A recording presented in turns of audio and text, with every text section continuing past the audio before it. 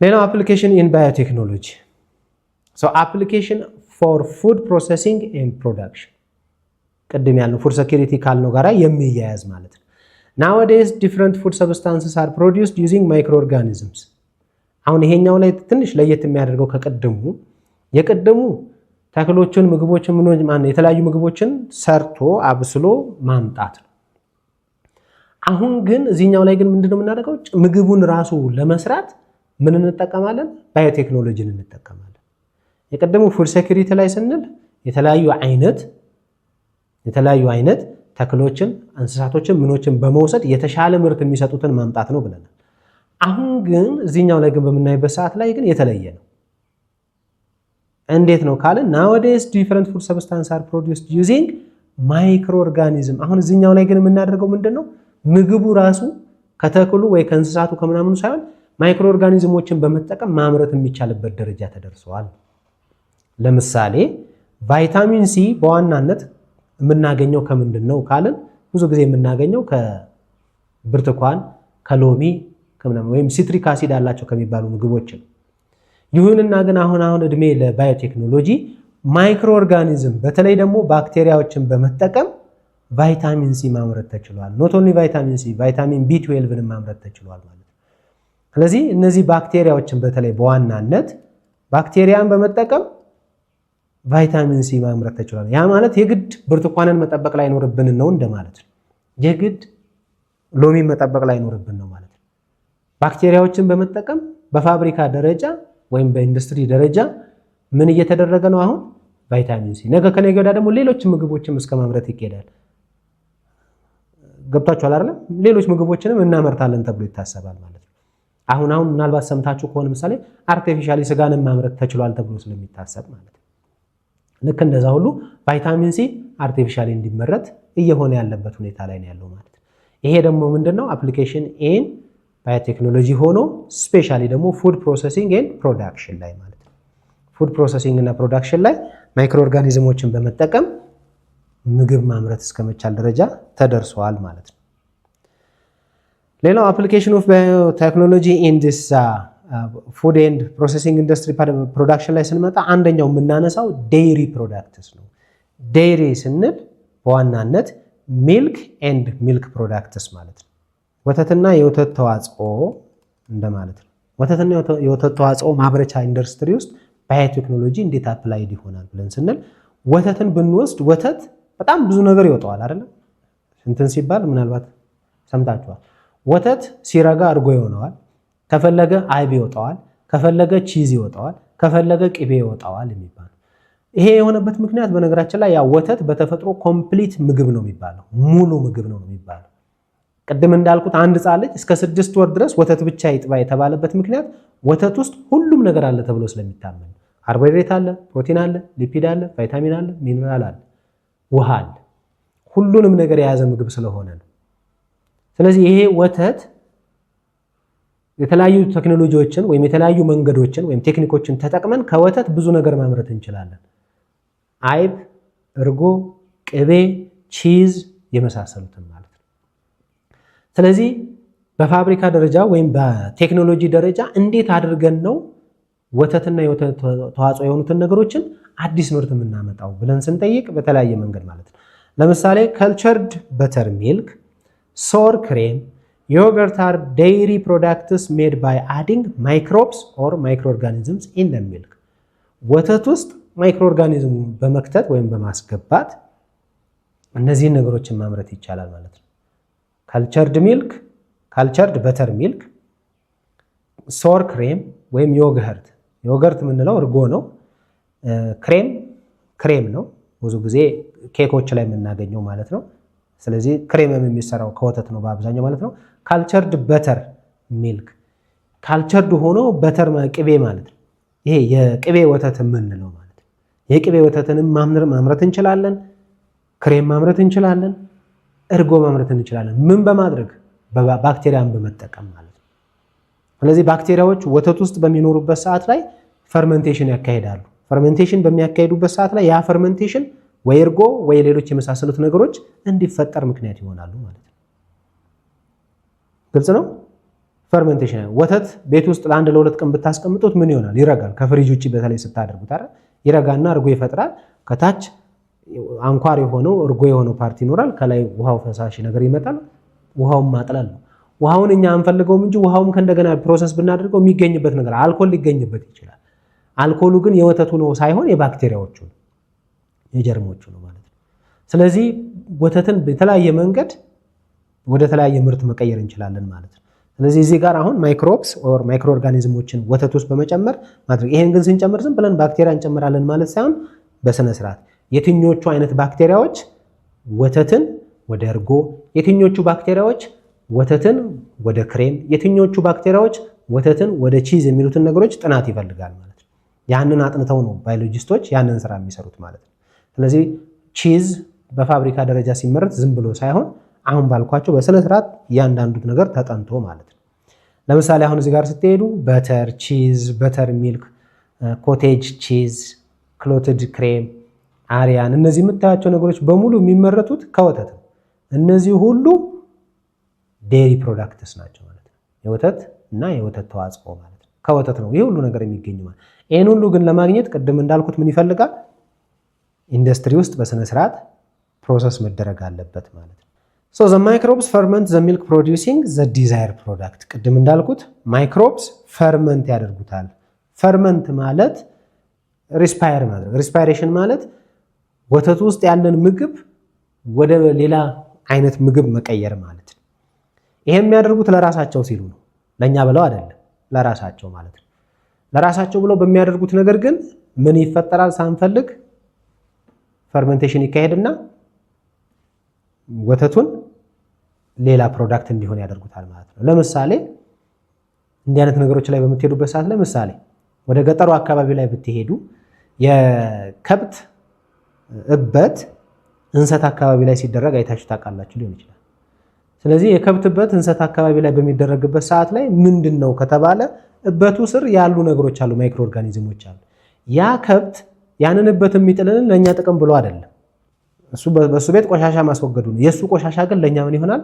ይጠቅመናል ብለን እንወስዳለን። ልክ እንደዛው ባክቴሪያውንም ወተት ውስጥ ስንጨምረው ለእኛ ጥቅም ሳይሆን ለራሱ ጥቅም ብለን እናስገባዋለን። እዛ ውስጥ ገብቶ ግን ፈርመንት በሚያደርግበት ሰዓት ላይ ባክቴሪያው ምን ይሆናል? የምንፈልገውን ፕሮዳክት እናገኛለን። ቺዝ ከሆነ ቺዝ፣ ሚል ነው እርጎ ከሆነ እርጎ፣ ሌላውም ከሆነ ሌላውን ማለት ነው። ስለዚህ ዘ ማይክሮብስ ፈርመንት ዘ ሚልክ ፕሮዲውሲንግ ዘ ዲዛይርድ ፕሮዳክትስ ማለት ነው። ዘ ታይፕ ኦፍ ማይክሮብ ዩዝድ ፎር ዘ ፕሮዳክትስ አር ዲፈረንት ቤዝድ ኦን ዘ ዲዛይርድ ፕሮዳክትስ። በምንፈልገው ነገር ነው ብለናል አላቀድም። ዘ ታይፕስ ኦፍ ማይክሮብስ ዩዝድ ፎር ዘ ፕሮዳክትስ አር ዲፈረንት ቤዝድ ኦን ዘ ዲዛይርድ ፕሮዳክት። የፈለግነው ዲዛይር ያደረግነው ፕሮዳክት ምንድን ነው? ዲዛይር ያደረግነው ፕሮዳክት ምንድን ነው? አይቤ ነው የፈለግነው? ቺዝ ነው የፈለግነው? እርጎ ነው የፈለግነው? የሚሉትን ነገሮችን መለየታል። ለዛ ሲሆን የባክቴሪያውም ወይም የማይክሮ ኦርጋኒዝሙ አይነት ይለያያል ማለት ነው። ለምሳሌ ዮገርት ኢዝ ፕሮዲውስድ ፍሮም ስትሬፕቶኮከስ ቴርሞፊለስ። ዮገርት የምንለው ወይም እርጎ የምንለው የወተት ተዋጽኦ የሚመረተው ምን አይነት ባክቴሪያን በመጠቀም ነው? ስትሬፕቶኮከስ ቴርሞፊለስ በሚባሉ ባክቴሪያዎች ነው እርጎ የሚፈጠረው። በዛው ልክ ደግሞ ምሳሌ ከልቸርድ ሚልክ፣ ቅድም ያልነው ይሄ ለቅቤ የሚሆናል ተብሎ የሚታሰበው ወፍራም የምንለው ሚልክ ወይም ወተት ደግሞ የሚመረተው ምንን በመጠቀም ነው? ስትሬፕቶኮከስ ክሪሞሪስ በሚባል ማለት ነው። ስማቸውን ሁለቱ የተለያየ አይነት ባክቴሪያዎች ናቸው ማለት ነው። ስለዚህ ስትሬፕቶኮከስ ቴርሞፊለስ ዮገርት እንደምናመርተው ሁሉ በስትሬፕቶኮከስ ክሪሞሪስ ደግሞ ከልቸርድ ሚልክ እናመርታለን ማለት ነው። ስለዚህ በምንፈልገው የወተት ተዋጽኦ አይነት የምንጠቀመው ማይክሮ ኦርጋኒዝም ይለያል እንደማለት ነው። ግልጽ ነው? ጉድ። ዘ ፕሮዳክትስ አር ኦፍን ስተራላይዝድ ቱ አቮይድ አንዋንትድ ፈርመንቴሽን። ፕሮዳክቱ ከተመረተ በኋላ ምን ይደረጋሉ? ዘይ ሃቭ ቱ ቢ ስተሪላይዝድ። ስተሪላይዜሽን ማለት ማምከን ማለት ነው። የምንፈልገው ምርት ካገኘን በኋላ እዛ ውስጥ የከተትናቸው ማይክሮ ኦርጋኒዝሞችን ማስወገድ ከባድ ይሆናል። ስለዚህ ያለው አማራጭ ምንድን ነው? ስተሪላይዝ ማለት ነው። እዛ ውስጥ ሆነው እነሱን ማምከን፣ መግደል ሊሆን ይችላል ወይ እንዳይነሱ ማድረግ፣ እንዳይራቡ ማድረግ ሊሆን ይችላል፣ የመሳሰሉትን ማለት ነው። በምን ካልን በሙቀት ሊሆን ይችላል፣ ተጨማሪ ኬሚካል በመክተት ሊሆን ይችላል፣ በመሳሰሉት። ማይክሮ ኦርጋኒዝሙን አጥንተን ለዛ ኦርጋኒዝም የማይስማማውን ነገር ማድረግ ማለት ነው።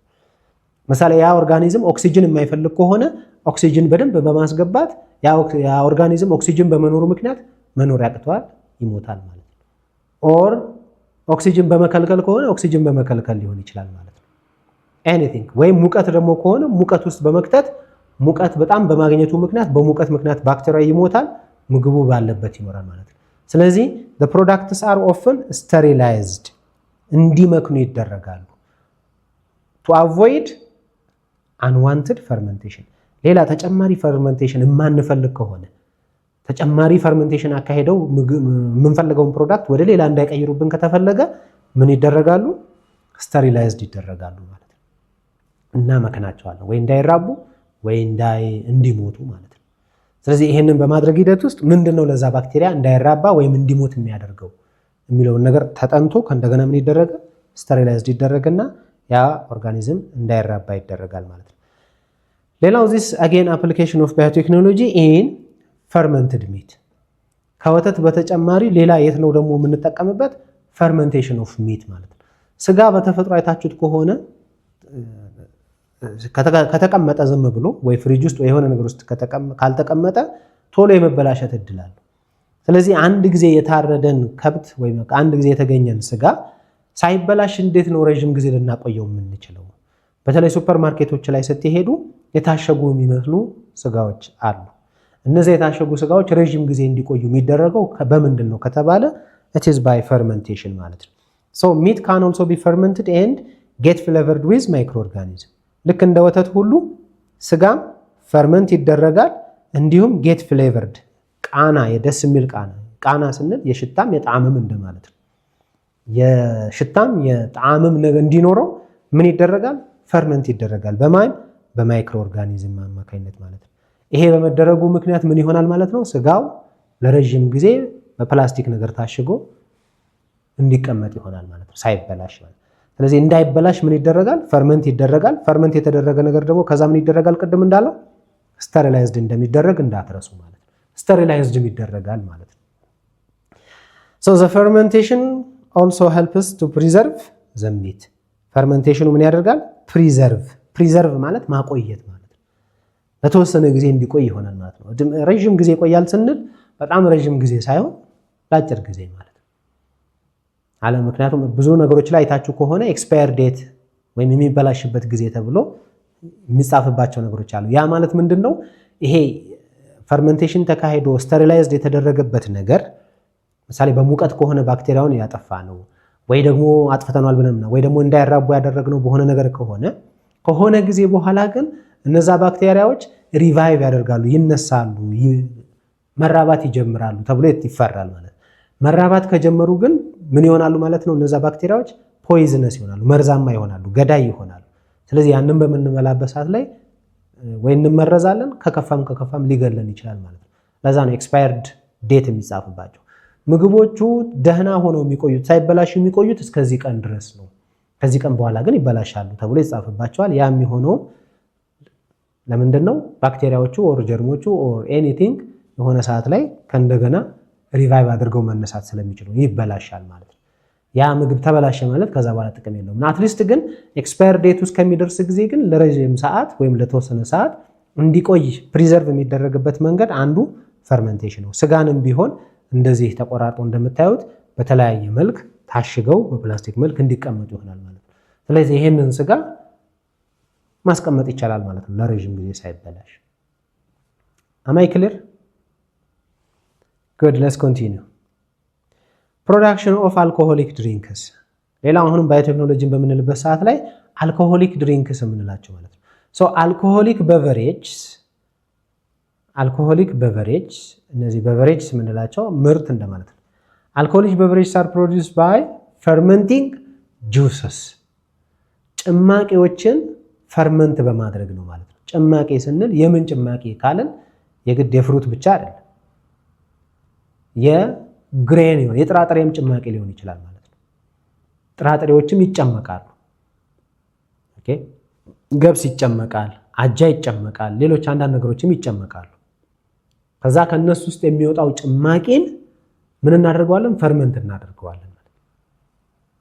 እንደ አልኮሉ አይነት ማለት ነው። ምንድነው የሚመረተው? ቢራ ነው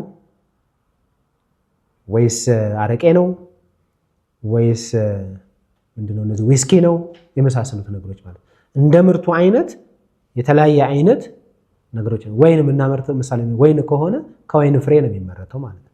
ስለዚህ እነዛን ወይንን በምንጠቀምበት ሰዓት ላይ የወይን ምኑን ነው የምንጠቀመው? የገብስ ምኑን ነው የሚጠቀመው? ሌላውም የአጃም ከሆነ የአጃ ምኑን ነው የምንጠቀመው ብለን ስንል በዋናነት ለአልኮሆሊክ በቨሬጅ የምንጠቀመው ወይም የሚጠቀሙት ምንድነው?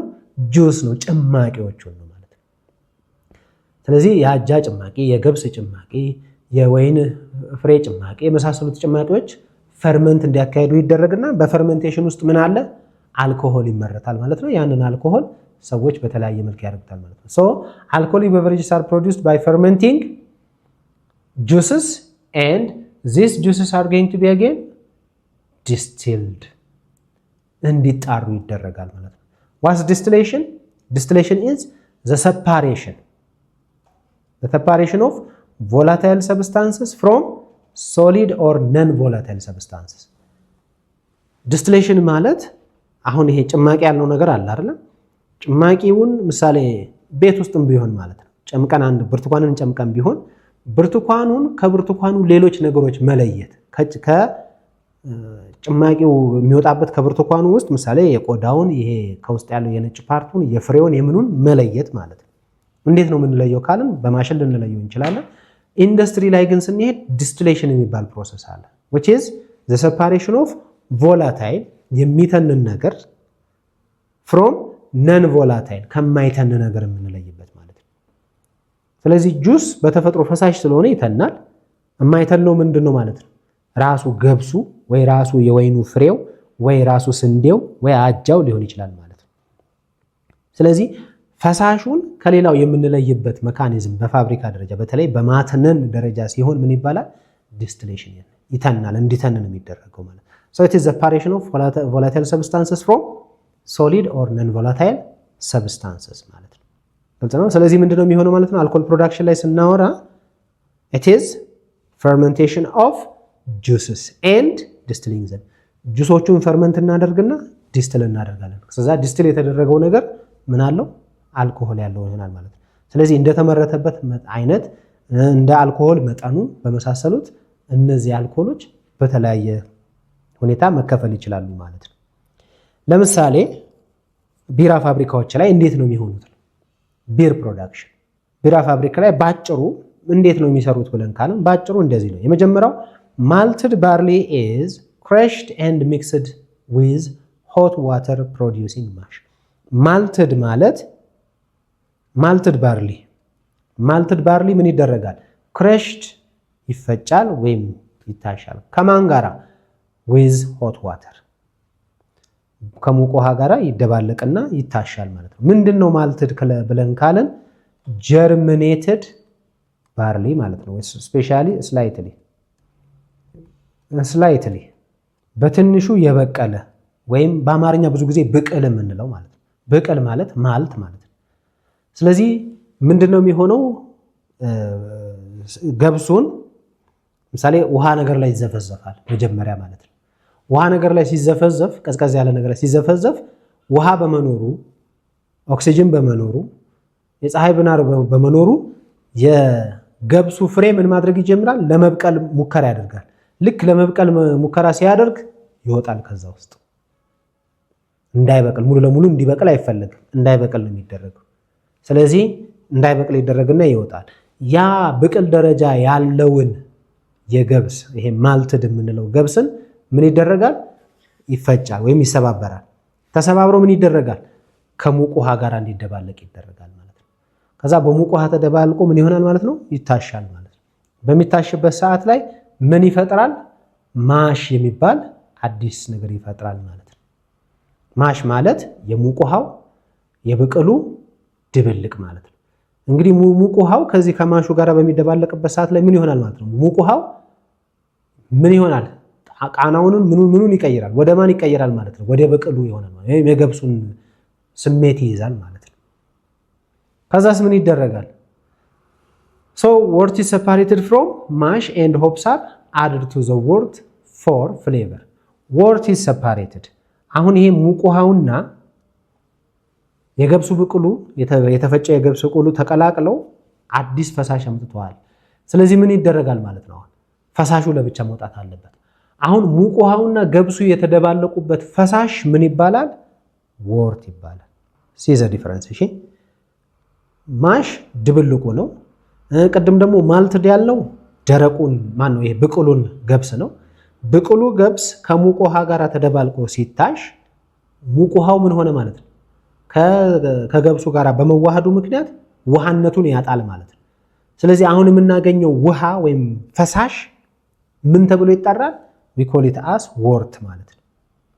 ስለዚህ ይሄ ምንድነው? የብቅልና የሙቅ ውሃው ድብልቅ ያለው ፈሳሽ፣ አዲስ የመጣው ፈሳሽ ማለት ነው። ስለዚህ ያንን ፈሳሽ ከምኑ እንለየዋለን? from the mash፣ ከአጠቃላይ ይሄ ከድብልቁ ጋር ማለት ነው።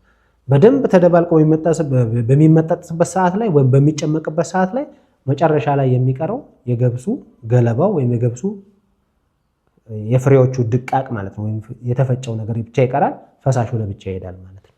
ስለዚህ this wort ይሄ ፈሳሹ ምን ይደረግበታል? and hops are added to the wort።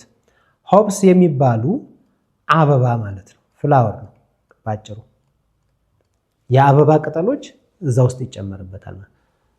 ፈሳሹ ተለየ አይደለ? የገብሱ ለሌላ አገልግሎት ይውላል፣ ገብሱ ይላል። ፈሳሹ ስር ምን ይከተትበታል? አበባ ይከተትበታል ማለት ነው። ይሄ አበባ በዋናነት ጥቅሙ ለሚፈለገው ለቢራው አይነት ምን እንዲሰጠው ነው? ፍሌቨር፣ ቃናና ጣዕም ማለት ነው። ስለዚህ የቢራ ጣዕሞች በተለያየ መልኩ ሊለያይ የሚችለው በምንድን ነው? በሚጠቀሙት የአበባው አይነትና በሚጠቀሙት መጠን፣ በሚሄደው ፈርመንቴሽን ብዛት በመሳሰሉት ይላል። እንዲሁም በሚጠቀሙት ገብስ ማለት ነው። የሆነ ቢራ ከሆነ ቢራ የሚለየበት ምክንያት ምርቱ ላይ ያሉት አካሄዶች ላይ የተለያየ ለውጦች ስላሉ ማለት ነው። ኢን ፕሪንሲፕል ግን አሰራራቸው ሁሉም ግን ተመሳሳይ ነው። ወርት አለ፣ ወርቱ ይለያል። ሆፕ አበባ ይደረግበታል። ያ አበባ ምን እንዲደረግ ይሆናል? ፍሌቨር እንዲሰጥ ይደረጋል ማለት ነው። ከዛ ያ አበባ በመኖሩ ምክንያትና ያ ደግሞ ፈሳሹ አዲሱ ፈሳሽ የገብስ ጭማቂ ነው አይደል? የገብስ ጭማቂ ከሆነ ውስጡ ምን አለ? ምግብ አለ። ያንን ምግብ ደግሞ ምን እንዲሆን ይደረጋል? ፈርመንት እንዲደረግ ይደረጋል ማለት ነው። ቅድም ብለናል። ፈርመንቴሽን በሚካሄድበት ሰዓት ላይ ደግሞ ምን አለ? አልኮሆልና ሌሎች ፕሮዳክቶች ካሉ ይመረታሉ ማለት ነው። ሶ ዘ ወርት ኢዝ ፈርመንትድ። አዲሱ ፈሳሽ የብቅሉና የሙቅ ውሃው እና ይሄ ደግሞ ሆፕስ አበባ የገባበት ፈሳሹ ምን እንዲደረግ ይደረጋል? ፈርመንቴሽን እንዲያካሂድ ይደረጋል። ፈርመንቴሽን ሲያካሂድ ምን ይሆናል ማለት ነው? አልኮሆል ይመረታል ማለት ነው። ምክንያቱም የፈርመንቴሽን ፕሮሰስ ወይም ፈርመንቴሽን ሲካሄድ አንዱ የፈርመንቴሽን ውጤት ምንድነው? አልኮሆል ነው። ብዙ ጊዜ ኢቲል አልኮል የሚባለው ይመረታል ማለት ነው። ሌላ ፈርመንቴሽን ሲካሄድ አንዳንድ ነገሮች ላይ ምሳሌ አሲድ ይመረታል፣ ላክቲክ አሲድ የሚባለው ነገር ይመረታል። እዚህኛው ላይ ግን የሚመረተው ምን ይሆናል? አልኮሆል ይሆናል። ያን አልኮሆል በመጠቀም ፋብሪካዎቹ ምን ያመርታሉ ማለት ነው? ቢራውን ያመርታሉ ማለት ነው። ግልጽ ነው። በአብዛኛው የቢራ ፋብሪካዎች ላይ ያለው አካሄድ ይሄ ነው ማለት ነው። ብቅሉ ከሙቅ ውሃ ጋር እንዲዋሃድ ይደረጋል። ተፈጭቶ ከተዋሃደ በኋላ ብቅሉን ከፈሳሹ ጋር መለየት ነው። ፈሳሹ ይወሰድና ደግሞ ምን ይደረግበታል? አበባ ይከተትበታል። የተለያየ አይነት አበባ ፍሌቨር እንዲሰጠው። ከዛ ያንን ፍሌቨር ደግሞ ከእንደገና እናደርገዋለን ፈርመንት እንዲሆን እናደርገዋለን። ፈርመንት ሲያደርግ አልኮሆል ይመረትበታል። ያ አልኮሆል እንደ ፋብሪካው አይነት ይጠቀሙበታል ማለት ነው። ልክ ኦልሞስት በዚህ አይነት ተመሳሳይ ሁኔታ ስንሄድ ወይን ከምን ይመረታል? ከወይን ፍሬ ግሬፕስ፣ ከወይን ዘለላዎች ወይም ከወይን ፍሬዎች ይመረታል። ቢራ ከገብስ ይመረታል ስንል ወይን ደግሞ ከምን ይመረታል? ከወይን ፍሬዎች። ስፒሪትስ አር ኦልሶ ፕሮዲውስድ ፍሮም ዲፈረንት ሰብስታንስስ። ሌሎች አልኮሊክ መጠጦች ስፒሪት ተብሎ የሚታሰቡ ወይም ከባድ አልኮል ያላቸውም የሚመረቱት እንደዛ ነው። ለምሳሌ ዊስኪ ኢዝ ፍሮም ማልትድ ባርሊ። ዊስኪም የሚመረተው ልክ እንደ ቢራ ሁሉ ከማልትድ ወይም ከገብስ ብቅል ነው። ነገር ግን አልኮል መጠኑ እንዲበዛ ምን ይደረጋል ማለት ነው? ፈርመንቴሽኑ በደንብ እንዲካሄድ ይደረጋል ማለት ነው። ጂን ኢዝ ፍሮም ራይ። ጂን የሚባለው ደግሞ መጠጥ ከራይ ነው፣ ከአጃ ይመረታል ማለት ነው። ኤንድ ቮድካ ኢዝ ፍሮም ፖቴቶ። ቮድካ የምንለው በተለይ ይሄ ራሽያ ውስጥ በጣም ታዋቂ የተባለው ደግሞ ከምን ይመረታል? ከፖቴቶ ከድንች ይመረታል ማለት ነው። ስለዚህ ድንች ይጨመቅና ከድንች ጭማቂ ይሰራል ማለት ነው። ምንም ይሁን ግን እነዚህ ጭማቂዎቹ ፈርመንቴሽን ይካሄድባቸውና በፈርመንቴሽን አማካኝነት አልኮሆል ይመረታል ማለት ነው። ስለዚህ አልኮሆል መጠናቸው ግን ባለው የፈርመንቴሽን ፕሮሰስ ምክንያት ይለያያል። ለምሳሌ ስፕሪትስ አር ሞር አልኮሆሊክ ዛን ቢር ኤንድ ዋይን። ዋይን እና ቢር አነስተኛ መጠን ያለው አልኮሆል ሲኖራቸው፣ ስፒሪትስ ግን they have more alcohol በጣም ብዙ አልኮል አላቸው ማለት ነው። ስለዚህ በአልኮል መጠናቸው እነ ዊስኪ ሀበሻ ውስጥ ደግሞ ስንመጣ ምሳሌ እንደነ አረቄ የመሳሰሉት ፈርመንቴሽን ፕሮሰሳቸው ብዙ ስለሆነ ከበድ ያለ አልኮሆል አላቸው ማለት ነው። am I clear? good. let's continue. application in genetic engineering ቅድም ያልነው ኮምፕሌክስ ያልነው ማለት ነው። ጄኔቲክ ኢንጂነሪንግ ላይ ስንመጣበት አንዱ የምናገኘው ምሳሌ ጄኔቲክ ሞዲፊኬሽን ነው። ጄኔቲክ ሞዲፊኬሽን ላይ ስንመጣ it is the transfer of DNA from one organism to another bringing genetically modified organism. transfer of DNA ምንድን ነው? ዲኤንኤ ማለት ጄኔቲክ ማቴሪያል ነው። በደንብ የምታስታውሱ ከሆነ ጄኔቲክ ማቴሪያል፣ ይሄ ጄኔቲክ ማቴሪያል ምን ተብሎ ይጠራል? ዲኦክሲ ራይቦ ኒውክሊክ አሲድ። ያ ማለት አንድን ኦርጋኒዝሙን ፊቸሩን የምንለይበት ማለት ነው። እዚህ ጋር ያለው የአይኔ ከለር ይሄን አይነት ከለር እንዲሆን ትልቁን ሚና የሚጫወተው ዲኤንኤ ነው። ኦኬ፣ ቆዳዬ ከለሬ እንዲህ እንዲሆን ያደረገው ዲኤንኤ ነው በዋናነት የፀሐዩን እንተውና ማለት ነው። ኦኬ፣ የጣቶቼን ገጽታ፣ የጆሮዬን ገጽታ፣ የአፍንጫዬን፣ የምኔን ገጽታ የሚወስኑት እነማን ናቸው? እነዚህ ጄኔቲክ ማቴሪያል ነው። ቁመቴን፣ ምኔን ማለት ነው። ስለዚህ ሌላውም ኦርጋኒዝም ላይ ስንሄድ ይሄ ጄኔቲክ ማቴሪያል ማለት የአንድን ኦርጋኒዝም ማንነት የሚገልጸው ዲኤንኤ ነው ማለት ነው። ስለዚህ ምንድን ነው የሚደረገው ከተባለ የሆኑ ኦርጋኒዝሞችን በተለይ ተመሳሳይነት አላቸው ተብሎ የሚታሰቡ ኦርጋኒዝሞችን ዲኤንኤያቸውን በመውሰድ ምን ይደረጋል? it is going to be transfer. it is a transfer of DNA from one organism to another bringing genetically modified organism. ሁለት ኦርጋኒዝሞች ይወሰዱና ምሳሌ ይሄ ኦርጋኒዝም ከዚህኛው ኦርጋኒዝም ምን ይለየዋል? ለምሳሌ ተመሳሳይ ናቸው እንበል፣ ሁለቱም ተክል ናቸው ቅድም እንዳልነው ምሳሌ ይሄም ገብስ ነው ይሄም ገብስ ነው፣ ግን የሚመረቱበት ቦታና የሚሰጡት ፕሮዳክት የተለያየ ነው። ወይም ደግሞ የሀበሻ ዶሮ የፈረንጅ ዶሮ ብለን እንውሰድ እንደማለት ነው። ስለዚህ የሀበሻው ዶሮ ምንድነው ከፈረንጅ ዶሮ የሚለየው? ስለዚህ የሀበሻ ዶሮ እንቁላል ቶሎ ቶሎ አይጥልም፣ የፈረንጅ ዶሮ እንቁላል ቶሎ ቶሎ ይጥላል። የሀበሻ ዶሮ የሚጥለው እንቁላል በጣም ትንሽ ነው፣ የፈረንጅ የሚጥለው ትልቅ ነው ልንል እንችላለን። ስለዚህ እነዚህን በማጥናት ምን ብናደርግ የሀበሻዋን ዶሮ ብዙ እንቁላል ማምረት እንድትችል ማድረግ እንችላለን። ኦኬ፣ ምን ብናደርግ ደግሞ የፈረንጁ ዶሮ እንደ ሀበሻ አይነት ቢጫ ከለር ያለው እንቁላል እንዲያመርት ማድረግ እንችላለን የሚሉትን ጥናቶችን ማጥናት ነው። በዚህም ምን ማድረግ ይቻላል ማለት ነው? ዲኤንኤ ከሀበሻው ወደ ፈረንጁ ሊሆን ይችላል፣ ወይም ከፈረንጁ ወደ ሀበሻው ሊሆን ይችላል ማለት ነው። ወይ ደግሞ ገብስ ከሆነ ቅድም እንዳልኩት በጣም ምርታማ የሆነው ገብስ የትኛው ነው? ይሄ ነው ወይስ ይሄ ነው? ይሄ ከሆነ ከዚህኛው ምርታማ ከሆነው ገብስ ምን ብንወስድና ዲኤንኤ ትራንስፈር አድርገን ወደዚህኛው ብንወስድ ይሄኛውም ምርታማ መሆን ይችላል የሚሉትን ማለት ነው። ስለዚህ ይሄንን በማድረግ ምን እናደርጋለን ነው እያለን ያለ ነው። ጄኔቲካሊ ሞዲፋይድ ኦርጋኒዝም ማለት በጄኔቲካሊ ማለት ቅድም እንዳልነው በጄኔቲክ ማቴሪያላቸው ሞዲፋይድ የሆነ የተሻለ ነገር መስራት የሚችሉ ማለት ነው አድርጎ መስራት ይቻላል። So it is also called sometimes the production of transgenic organism. ይህ ጄኔቲክ ሞዲፊኬሽን ፕሮሰሱ ምን ብለን ልንጠራው እንችላለን? ፕሮዳክሽን ኦፍ ትራንስጄኒክ ኦርጋኒዝም ብለን ልንጠራው እንችላለን። ትራንስጄኒክ ትራንስፈር ለማለት ነው። ጄኒክ ጄኔቲክ ማቴሪያል። ስለዚህ ጄኔቲክ ማቴሪያልን ትራንስፈር የተደረገበት ኦርጋኒዝም ማለት ነው። ስለዚህ ይህንን በማድረጋችን ምን እናገኛለን? የተሻለ ምርት እናገኛለን ተብሎ ይታሰባል ማለት ነው። Animals are selectively bred with superior traits. አኒማሎች ለአንድ ትሬት ተብለው ለአንድ ካራክተሪስቲክስ ተብለው ምን ይደረጋሉ? እንዲራቡ ይደረጋሉ። ያ ትሬት ወይም ያ ካራክተሪስቲክስ ወይም ያ ባህሪ ምንድን ነው? it could be a specific trait ያ ትሬት ግን ምንድነው? ወይም ያ ባህሪ ግን ምንድነው?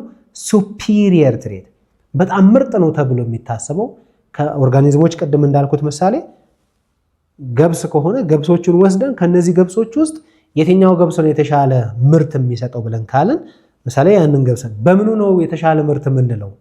ዘር በመስጠቱ ነው? በቁመቱ ነው? ወይስ መሬትን በመንከባከቡ ነው? በምን ነው የሚለውን ነገር እንወስዳለን።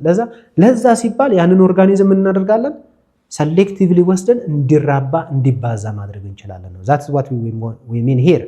animals are selectively bred with superior traits በጣም superior ወይም ጎልቶ የወጣው ቢሄቪየራቸው ወይም ትሬታቸው ወይም መገለጫቸው ላይ እንዲራቡ ይደረጋሉ። and traits in growth rate like production of egg, milk, meat, wool and disease resistance ለተለያየ ነገር ስለዚህ ካሉት ውስጥ የተሻለ ይሄ እንስሳ ወይም ይሄ ተክል የተሻለ ነገር አለው። በምን ምሳሌ በእንቁላል በማምረት ከሄደ ምሳሌ ዶሮዎችን እንወስድና የፈረንጁ የተሻለ እንቁላል የማምረት ሂደት አለው። ስለዚህ ምን ማድረግ አለብን ማለት ነው? ያበሻውን እየተውን ወደ ፈረንጁ እናደላለን ማለት ነው። ወይ ደግሞ ማዳቀል የሚቻል ከሆነ እናዳቅላለን። ካልሆነ ግን አትሊስት የፈረንጁን የፈለግነው ለእንቁላል ነው አይደለም? ስለዚህ ለእንቁላል ከሆነ እንቁላል በደንብ እንዲያመርት ከሀበሻው ጋራ ምን እናድርግ? አይ የመረጥነው ለስጋው ነው ዶሮውን እንቁላል እንኳን ብዙም አይደሉም ካለን ደግሞ እንደዛው ለስጋው ትራንስጀኒክ ማምጣት እንችላለን ማለት ነው። ሌላም ኦርጋኒዝም ላይ ስንሄድ ምሳሌ እንደዛው ውል ምሳሌ ውል ማለት ይሄ ቆዳ ማለት ነው። የበግ ቆዳ የምንለው ላይ ይሄ ፀጉሩ ማለት ነው። አንድን በግ ወስደን በምናረባበት ሰዓት ላይ በጉን የምናረባው ለምንድን ነው? ለስጋ ነው ወይስ ለቆዳው ፀጉር ነው? ለፀጉር ከሆነ ቆዳው አነስ ያለ ቀጠን ያለ በግን ማርባት ትርጉም የለውም። ስለዚህ ለፀጉር የምንፈልግ ከሆነ አንድን በግ ለስጋ የምናመርተውን መተው አለብን። ለስጋ የምንፈልገው ደግሞ ከሆነ ለፀጉሩ የምናመርተውን መተው አለብን ማለት ነው። አማይክልን ስለዚህ ልክ እንደዛ የምናደርጋለን ማለት የተሻለ የምንለው አይ ይሄንን ደግሞ ኦርጋኒዝም የምንፈልገው በሽታ መቋቋም ኃይሉ በጣም ትልቅ ነው ቶሎ በሽታ አይነካውም ተብሎ የምናስብ ከሆነ ደግሞ ያንን በሽታ መከላከል የሚችለውን ኦርጋኒዝም ወስደን ለብቻ ማራባትና ማሳደግ እንችላለን። that is what we call genetic modification ማለት ነው። tissue culturing is another one እዚሁ genetic modification tissue culturing is another transgenic mechanism in which a fragment of a plant or animal is transferred to artificial environment.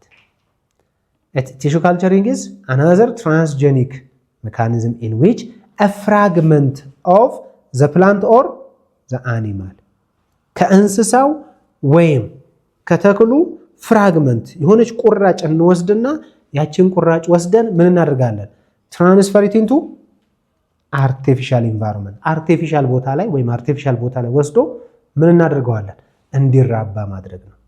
አርቲፊሻል ኢንቫይሮንመንት ቱ ፕሮዲዩስ a large amount of product ያችን ቁራጭ ማለት ነው።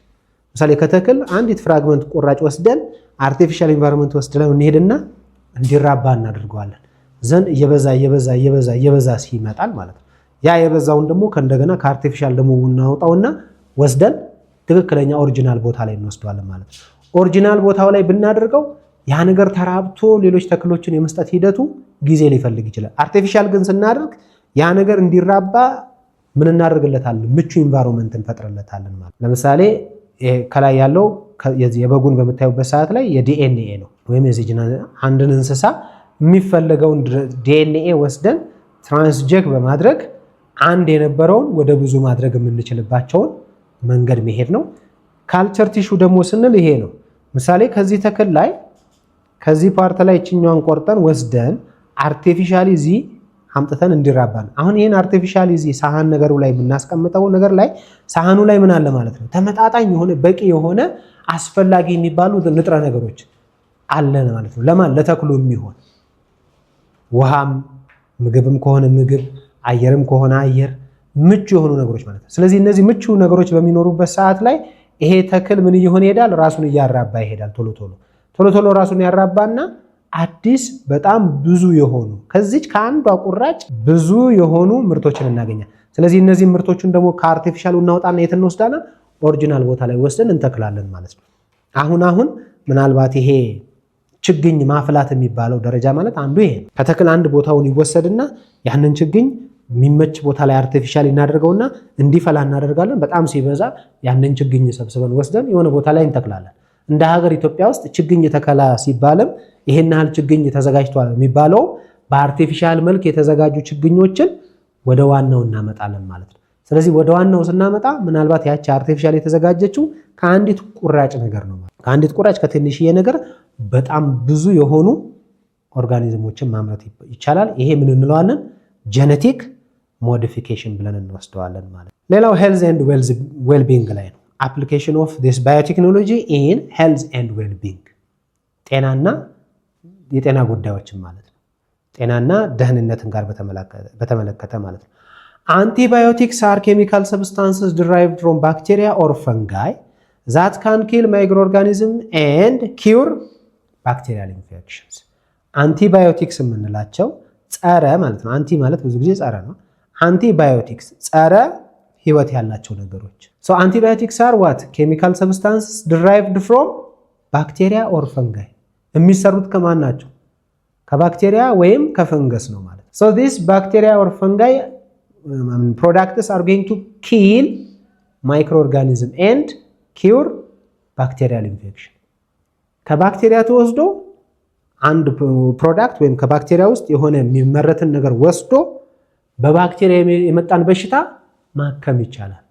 ወይም ከፈንገስ የሆነ ነገር ተወስዶ ከፈንገስ የመጣን በሽታ ማከም ይቻላል። ወይም ከባክቴሪያ የመጣ በሽታን ማከም ይቻላል ማለት ነው። ስለዚህ አንድ ማይክሮ ኦርጋኒዝም ለሌላ ማይክሮ ኦርጋኒዝም መድኃኒት የማድረግ ሂደት እንደማለት ነው ባጭሩ። ባክቴሪያ በባክቴሪያ ሊታከም ይችላል። ባክቴሪያ በፈንገስ ሊታከም ይችላል። ፈንገስ በባክቴሪያ ሊታከም ይችላል። ፈንገስ በፈንገስ ሊታከም ይችላል ማለት ነው። ምን ካለን ከአንደኛው አይነት ፈንገስ ኬሚካልን በማምረት ሌላኛውን አይነት ፈንገስ መግደል ወይም እንዳይራባ ማድረግ እንደማለት ነው። ስለዚህ ስንል ተመሳሳይ ባክቴሪያዎች የግድ አይደሉም፣ ወይም ተመሳሳይ ፈንገሶች አይደሉም። አንዱን ባክቴሪያ በሌላ ባክቴሪያ፣ አንዱን ፈንገስ በሌላ ፈንገስ ማጥፋት ሂደት ማለት ነው። ስለዚህ እንዲህ አይነት አድርገን የምንሰራቸው መድኃኒቶች ምን ይባላሉ?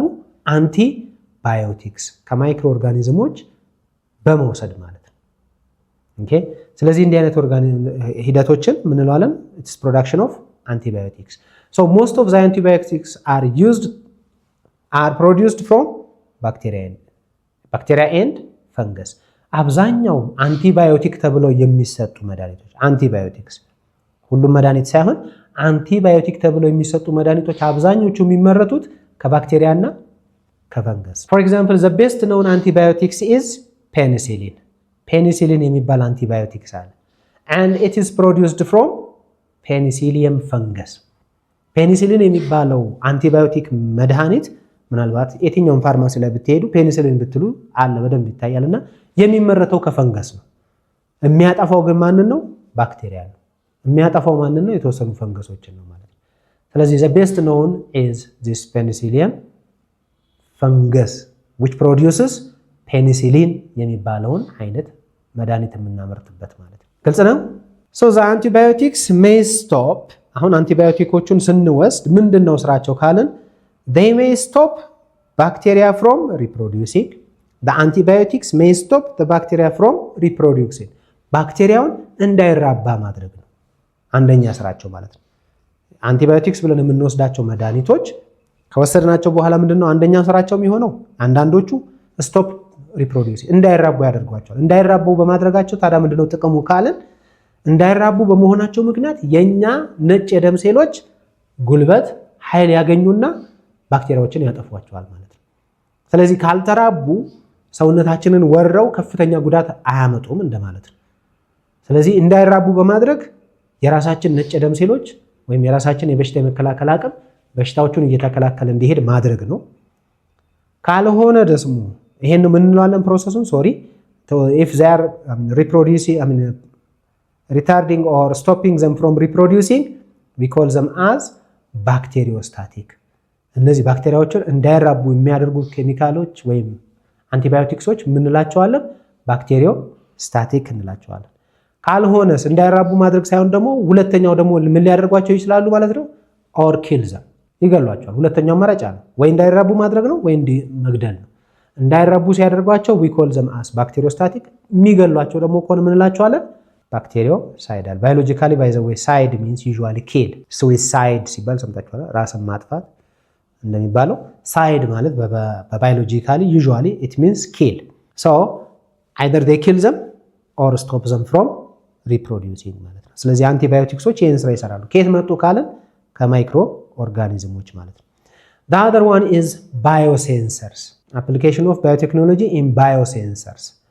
What are biosensors? Biosensors are instruments that are used to measure components in a food, substance or concentration of substance in the environment or identification of pathogens. Biosensors የምንላቸው ስሙ እንደሚነግረን ባዮ ማለት ህይወት ያለው ነገር እንደምንለው፣ ሴንስ ደግሞ ማድረግ ፊል ማድረግ መረዳት ማወቅ ማለት ሴንስ አድርጌዋለሁ። ምሳሌ ስነካ መነካቴን ማወቅ ሴንስ እንለዋለን። ስቀምሰው ጨው ነው ጨው አይደለም ሴንስ ነው። ስሰማ እንደዛው በጆሮዬ ስር ገብቶ ሰማው ሴንስ አድርጌያለሁ ብዬ አስባለሁ። ስለዚህ ልክ እንደዛ ሁሉ ባዮሎጂካሊ ሴንስ የምናደርጋቸው ነገሮች አሉ። ስለዚህ ባዮሴንሰር ስንል ባዮሎጂካሊ አንዳንድ ነገሮችን ሴንስ ማድረግ ሂደት ምን ይባላል? ባዮሴንስ የምናደርግበት ነገር ምንድን ነው? ኢንስትሩመንቶች አሉ ማለት ባዮሴንሰርስ ሴንስ ማድረጊያ መሳሪያዎች ኢንስትሩመንትስ መሳሪያዎች ናቸው። ምንድን ነው ሴንስ የምናደርገው በእነዚህ በባዮሴንሰሮች ካልን ባዮሴንሰሮችን በመጠቀም የተለያዩ አይነት ነገሮችን እናደርጋለን። አንደኛው ምሳሌ ፉድ ሰብስታንሶችን ሴንስ ማድረግ እንችላለን። ኮንሰንትሬሽን ኦፍ ሰብስታንሶችን ማየት እንችላለን። ምን ያህል ነው በዛ ነገር ውስጥ ያለው ኢን ዘ ኢንቫይሮንመንት ልን እንችላለን። ኦር አይደንቲፊኬሽን ኦፍ ፓቶጂንስ በሽታዎችንም ማግኘት እንችላለን ብለን እናስባለን። ምሳሌ አንድ አሁን ኮመንሊ ሆስፒታል ውስጥ ስትሄዱ ምሳሌ ብዙ ጊዜ እነዚህን ነገሮችን አታጡ፣ እንደዚህ አይነት ሴንሰሮች አታጡ። አሁን ይህን በምታዩበት ሰዓት ላይ ምሳሌ የስኳር መጠን መለያ ሰው አንድ የስኳር ህመምተኛ ነኝ ብሎ የሚያስብ ሰው ካለ በየጊዜውን ስኳሩን ቼክ መደረግ አለበት። እኛም ብንሆን ጤነኛ ነን ብለን የምናስብ ከሆነ በየተወሰነ ጊዜ ራሳችንን ቼክ ማድረግ አለብን። ስለዚህ ደም ሳምፕል ይወሰድና በዚህ በባዮሴንሰር መሳሪያ አማካኝነት ስኳር አለው የለውም፣ ሰውነታችን ብዙ ነው ወይስ ልክ ነው ልክ አይደለም የሚለውን ነገር መለየት እንችላለን ማለት ነው። ልክ እንደዛው ደግሞ አሁን የመጡ መሳሪያዎችንም ታውቋቸዋላችሁ እያሰብን እጃችሁ ላይ ምሳሌ መንከሻ ነገር ትደረግና ሆስፒታል ስትገቡ ትነክስና ኦክሲጅን መጠናችሁን ታነባል። ኦክሲጅን መጠናችሁን ታነብና ኦክሲጅኑ ልክ ነው ልክ አይደለም የሚለውን ይሄዳል። ሐኪም ቤት ምንም ይሁን ምንም ታማችሁ መጀመሪያ ስትሄዱ የሚደረገው ምንድን ነው? ደም ልኬታችሁ ነው የሚለካው አይደል? መሳሪያ ይደረግና በዛ መሳሪያ መሰረት ቼክ ይደረግና የደም ግፊታችሁ ይታያል ማለት ነው። የደም ግፊታችሁ ኖርማል ካልሆነ የሚታዘዘው መርፌም እንደዛው ይወሰናል ማለት ነው። ስለዚህ መርፌ ከመታዘዙ መድኃኒት ከመታዘዙ በፊት ግፊታችሁ ቼክ ይደረግ። ግፊቱ ቼክ የሚደረግበት ባዮሴንሰር ነው። ባዮሎጂካሊ ሴንስ እያደረገ ነው የልብ ምታችሁን። ባዮሎጂካሊ የቀይ ደም ሴልና ነጭ ደም ሴልን ያለውን ሁኔታ የመረዳት እንደማለት ነው። all these are said to be called biosensor። ሙቀታችሁ ይለካል። አይዘር እዚህ ብብታችሁ ስር የሆነች ነገር ገብታ ሙቀቷ እንድትታይ ይሆናል፣ ወይ ደግሞ አፋችን ስር ተደርጋ እንደ ህፃንም ይደረግና ሙቀታችን ይለያል። 37፣ 38፣ 34 ሙቀታችን ዝቅ ብሏል ከፍ ብሏል። እነዚህ ሁሉ ምን እንላቸዋለን? ሴንሰርስ ናቸው። ባዮ ሴንሰርስ ሴንስ ያደርጋሉ ማለት ነው። ስለዚህ አካባቢያችን ላይ ያሉ ነገሮችን ይለያል። አሁን ቴክኖሎጂ ላይ ደግሞ ስንሄድ በእጅም የሚያዙ መሳሪያዎች አሉ። ይያዙና ምሳሌ አንድ ፋብሪካ ውስጥ ገብታችሁ የታሸገ ምግብ ሲወጣ ቼክ ስታደርጉት ያ የታሸገው ምግብ ላይ ቅድም መጀመሪያ ላይ ያልናቸውን ነገሮችን መለያ ማለት ነው። ካርቦሃይድሬት አለ ወይ፣ ፕሮቲን አለ ወይ፣ ሊፒድ አለ ወይ፣ ምናምን አለ ወይ የሚለውን በደንብ ሴንስ ያደርጋል ማለት ነው። ስለዚህ በዛ መሰረት በባዮ ሴንሰር አፕሊኬሽን ኦፍ ባዮቴክኖሎጂን መጠቀም እንችላለን ማለት ነው። ሌላውና ወሳኙ ነገር ደግሞ ፎረንሲክ ሳይንስ ነው። በቃ ትልቁ የምንለው ይሄ ነው። አንድ በጣም ቴክኖሎጂን እያደገ ካስመጡት ነገሮች አንዱ ደግሞ ይሄ ነው፣ ፎረንሲክ ሳይንስ። It is a science to investigate crime scenes and determine paternity cases using blood, saliva, hair, and other body remnants. It is a science to investigate. Investigate ማጣራት ማለት ነው። አንድ ነገር የምናጣራበት መንገድ ማለት ነው። ምንድነው የምናጣራው ካልን ምሳሌ ክራይም ሲንስ ሊሆን ይችላል፣ የወንጀል ድርጊትን ሊሆን ይችላል። ወንጀል የተካሄደበትን ቦታ ላይ ያንን ወንጀል የፈጸመውን አካል የማግኘት ሂደት ሊሆን ይችላል። ኦር ኢት ኩድ ቢ ዋት ዲተርማይኒንግ ፓተርኒቲ፣ ወላጅ አባትን በተለይ ወላጅ አባትን የመለየት ሂደት የምናካሄድበት ማለት ነው። እንዴት ነው አንድን ወላጅ የምንለየው ወይም አንድን የወንጀል ድርጊት የምንለየው ካልን እዛ ቦታ ላይ የሚቀር ሬሚናንት ነገር አይጠፋም። ወንጀሉ የተፈጸመበት ቦታ ላይ ወይንም ደግሞ ልጅም ከሆነ ምሳሌ አባትነትም ከሆነ አባት ቦታ ላይ የሚመጣ የሚቀር ነገር አለ። ዛት ሬሚናንት ኢዝ አይዘር ደም ሊሆን ይችላል፣ ያ የቀረው ነገር ምራቅ ሊሆን ይችላል፣ ፀጉር ሊሆን ይችላል፣ ኦር ኤኒ አዘር ነገር ሊሆን ይችላል። ወንጀል ከሆነ ምሳሌ የተፈጸመው እዛ ወንጀል የተፈጸመበት ቦታ ላይ ደም ካለ የደም ሳምፕል ይወሰዳል፣ አሻራ ካለ አሻራ ይወሰዳል፣ ፀጉር ካለ ፀጉር ይወሰዳል፣ ኤኒቲንግ ማለት ነው። ስለዚህ እነዛ ነገሮች ይወሰዱና ምን ይደረጋል? ቼክ ይደረጋል ማለት ነው። ለምሳሌ አንድ ቦታ ላይ የሆነ ወንጀል ተሰራ፣ የሆነ ሰው ምሳሌ ተገደለ ኦር ተጎዳ ኦር ምን አለ፣ ለጊዜው ገዳዮቹ ላይ ይታወቁ ይችላሉ ወይ ወጊው ላይ ይታወቅ ይችላል። ግን እዛ ወንጀሉ የተፈጸመበት ቦታ ላይ ደም፣ ምራቅ እንዳልኩት ይሄን የሰውነት ክፍል በስነ ስርዓት ይወሰድና ሳምፕል ይወሰዳል። ዘን ምን ይደረጋል? እንደ ፖሊስ አካሄድ ከሆነ ብዙ ጊዜ ተጠርጣሪ የሚሏቸው አካላቶች ይኖራሉ ማለት ነው። ስለዚህ ተጠርጣሪ የሚሏቸውን አካላቶችን ይወስዱና ከነሱ የሚፈልጉትን ሳምፕል ይወስዳሉ። ምሳሌ ፀጉር ካገኙ ከእያንዳንዱ እንትን ላይ ፀጉር ይነቅላሉ ይወስዳሉ ማለት ነው። ደም ከሆነ ያገኙት ከእያንዳንዱ ተጠርጣሪ ላይ ደም ይወስዳሉ።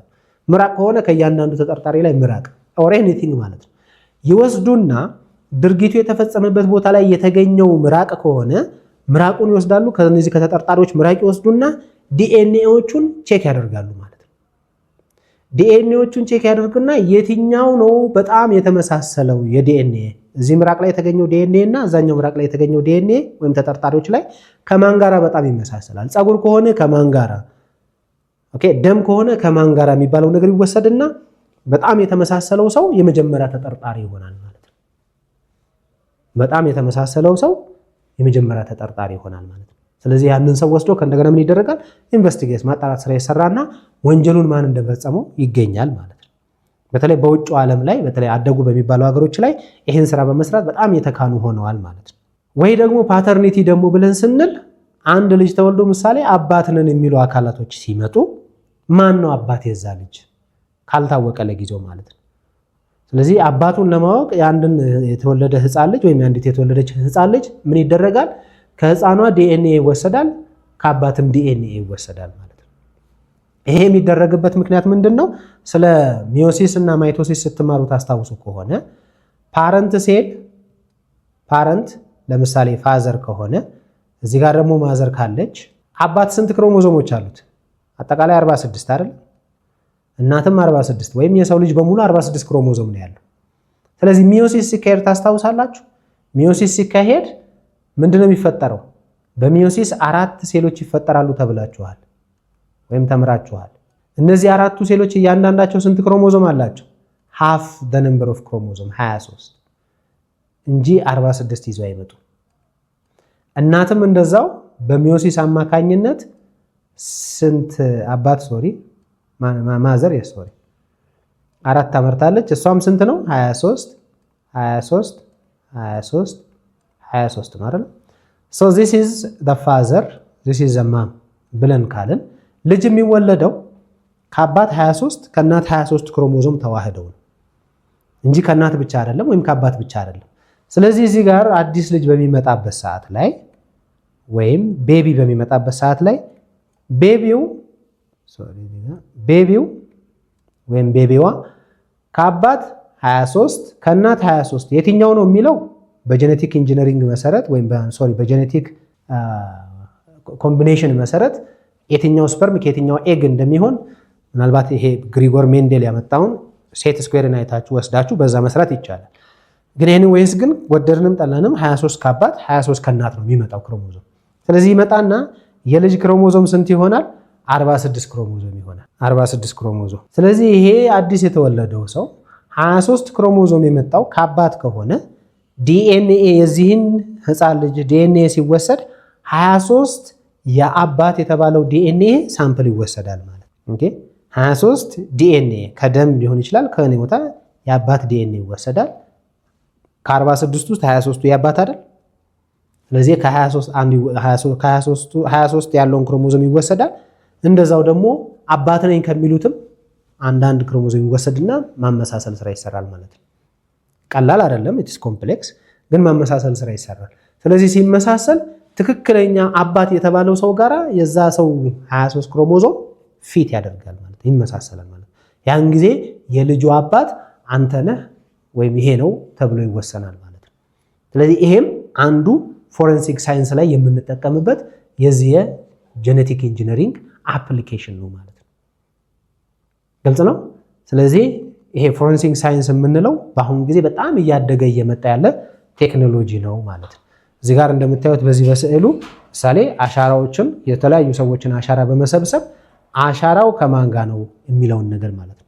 ደግሞ ተፈጥሮ ሲሰጥ አሻራን ይሄ ጣታችን ላይ ነው አሻራ ብትሄዱ ዓለም ላይ የሁለት ሰዎች አሻራ አይመሳሰልም በምንም ተአምር። ዓለም ላይ ያሉ ሰዎችን አሻራ ወስዳችሁ ብትሄዱ በምንም ተአምር አይመሳሰልም። አንዱ ይሄ የዲኤንኤ ለየት ያለ ነገሩ የሚሆነው ማለት ነው።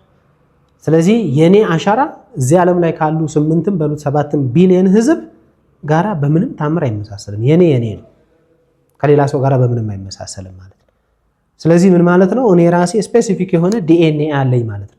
ስለዚህ የኔን ዲኤንኤ ወሰድና ከልጅ ዲኤንኤ ጋራ በማመሳሰል አይ አባትና ልጅ ናቸው ወይም አይደሉም የሚለውን ነገር መወሰን ይቻላል ማለት ነው። ስለዚህ ይሄ አንዱ ፎረንሲክ ሳይንስ የምንጠቀምበት ሂደት ነው ማለት ነው። ግልጽ ነው። ጉድ። ለዛሬ ይህንን ካልን በሚቀጥለው ለሌሎች ርዕሰ ጉዳዮች ላይ የምናነሳ ይሆናል። ስለዚህ ዛሬ የተነሳነው ያወራናቸውን እስቲ ዋና ዋና ነጥቦችን እንከልሳቸው። የመጀመሪያው ዘ ሳይንስ ኦፍ ባዮሎጂ ኢዝ አፕላይድ ኢን አወር ዴይ ቱ ዴይ ላይፍ ብለናል።